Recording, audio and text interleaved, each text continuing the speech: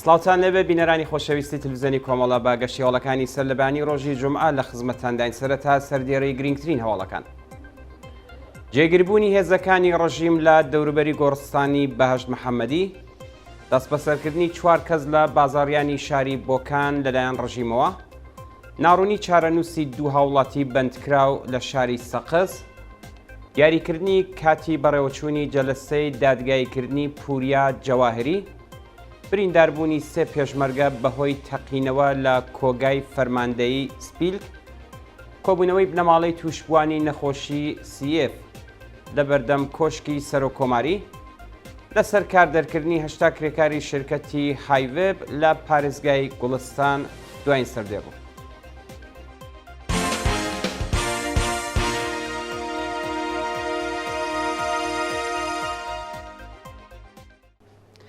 دەستپێکی هەوڵەکان. جێگیربوونی هێزەکانی ڕژیم لە دەوروبەری گۆڕستانی بەهەشت محەممەدی بەپێی هەواڵی گەشتوو ڕۆژی پێنجشەممە 6 ڕەزبەر، ڕژیمی سەرکوتگەری ئیسلامی هێزەکانی لە دەوروبەری گۆڕستانی بەهەشت محەممەدی سنا جێگیر کرد. لە ساڵ ڕۆژی شۆڕشی ژن ژیان ئازادی و هاتنی ساڵیادی گیانبەختکردوانی ئەو شۆڕشە، کۆماری ئیسلامی بە مەبەستی ڕێگریکردن لە بەڕێوەچوونی مەراسمی یادکردنەوەی قوربانیانی سەرکوت کەشوهەوای ئەمنیەتی بەسەر شارەکاندا هێشتۆتەوە و دەوروبەری گۆڕستانی گیانبەختکردوانی بەهێزی نظامی گەمارۆ داوە تاکو ڕێگە لە هەر چەشنە کۆبوونەوەیەک بگرێت. دەست بەسەرکردنی 4 کەس لە بازاڕیانی شاری بۆکان لەلایەن ڕژیمەوە. ڕۆژی چوارشەممە 5 ڕەزبەری 1402 4 کەس لە بازاڕیانی شاری بۆکان بەناوەکانی سەید ئەسعاد یوسفی تەمەن 65 ساڵ، مستەفا ڕەوشەنی تەمەن 55 ساڵ، تایر ئەمانی تەمەن 52 ساڵ و قارەمان لوتفی تەمەن 40 ساڵ لەلایەن هێزەکانی ڕژیمەوە دەست بەسەرکران.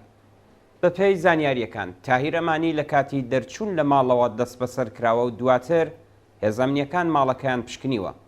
هەروەها 3 لە بازاڕیانی دیکەش لە شوێنی کارەکانیان لە بازاڕی بۆکان دەست بەسەر کراون. تا ئێستا هیچ زانیاریەکی ورد لەبارەی هۆکاری بەندکران و شوێنی ڕاگیرانیان لەبەردەستانیە.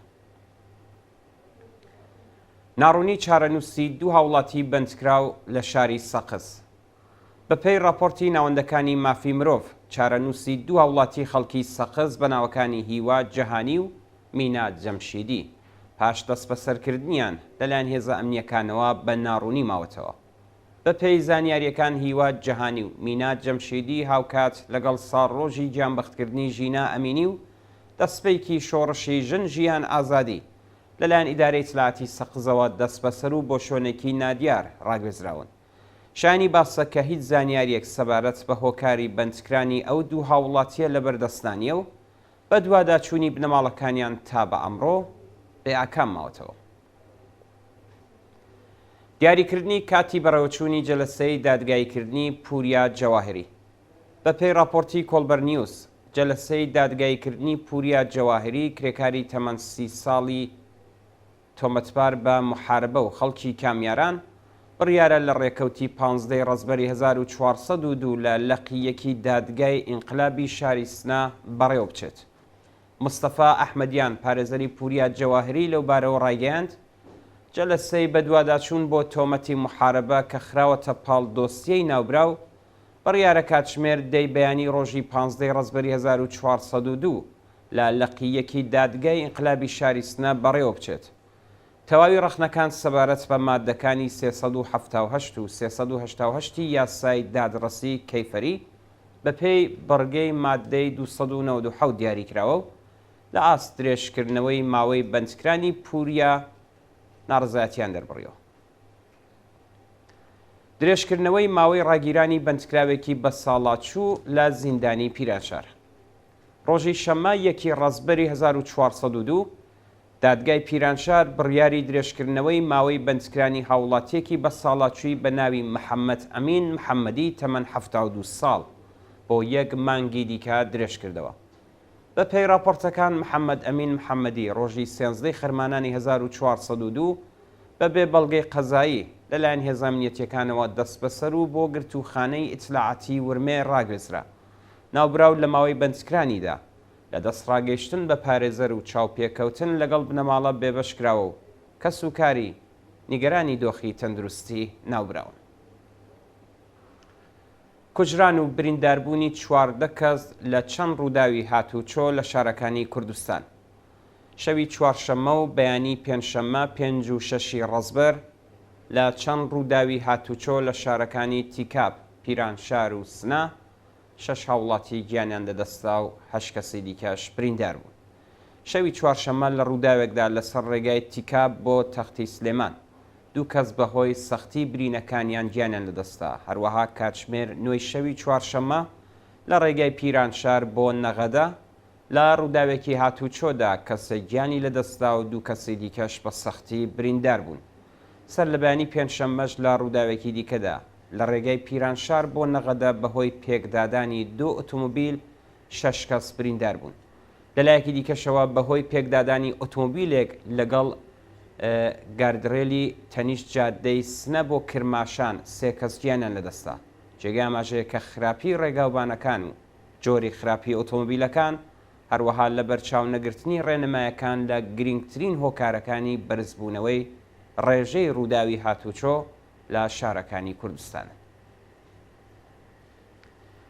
برینداربوونی 3 پێشمەرگە بەهۆی تەقینەوە لە کۆگای فەرماندەیی سپیلک.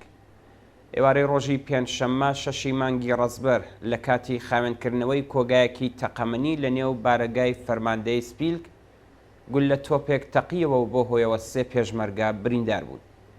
ڕووداوەکە کاتژمێر 5:40 ئێوارەی پێنجشەممە ڕوویدا و فەرماندەی بارگای سپیلک لەو بارەوە بە میدیاکانی ڕاگەیاند ئەو پێشمەرگانەی بریندار بوون ساچمەی گول لە تۆپیان بەرکەوتووە و ڕەوانەی نەخۆشخانەی خەلیفان کراون. کۆبوونەوەی بنەماڵەی تووشبوانی نەخۆشی CF لە بەردەم کۆشکی سەرۆک کۆماری. ڕۆژی پێنجشەممە 5 ڕەزبەر بنەماڵەی تووشبوانی نەخۆشی CF لە ناڕزاتی بە دۆخی خراپی تەندروستی منداڵەکانیان و بایەخنەدانی وەزارەتی بێهداشت بە کێشەکانیان لە بەردەم کۆشکی سەرۆک کۆماری ڕژیم لە چاران کۆبوونەوە. بە پێی زانیاریەکان CF نەخۆشیەکی زگماکیە و تووشبووەکەی ناتوانێت خۆراکێک کە دەیخوات حەزمی بکات. تووشی ئیلتهابی سی دەبێت، کێشی دادەبەزێت و ئارەقی سوێر دەکات و کۆکەی بەردەوامی هەیە. بنەماڵەی تووشبوانیە و نەخۆشیە بەدەست نەبوون و گرانی دەرمان ناڕازین و دەڵێن وەزارەتی بێهداشتی کۆماری ئیسلامی هیچ بایەخێک بە منداڵەکانیان نادات و بەڵێنەکانیان بۆ دابینکردنی دەرمانی پێویست بۆ تووشبوانی ئەو نەخۆشیە جێبەجێ نەکردووە. لە سەرکاردەرکردنی 8 کرێکاری شرکەتی هایڤب لە پارێزگای گوڵستان. دەستەی بەڕێوەبەرەتی شرکەتی هایڤب لە پارێزگای گوڵستان و بنکەکانی لە پارێزگاکانی دیکە لە چەند ڕۆژی ڕابردوودا 8 کرێکاریان لە سەرکار دوورخستەوە. بە پێی زانیاریەکان بەڕێوەبەرانی شرکەت کرێکارانیان خستۆتە ژێر گوشار بۆ ئەوەی نامەی دەست لە کارکێشانەوەی خۆیان ڕادەستی بەرپرسانی شرکەت بکەن تاکو حەقدەستەکانی چەند مانگی کۆتایی کارەکانیان وەربگرن.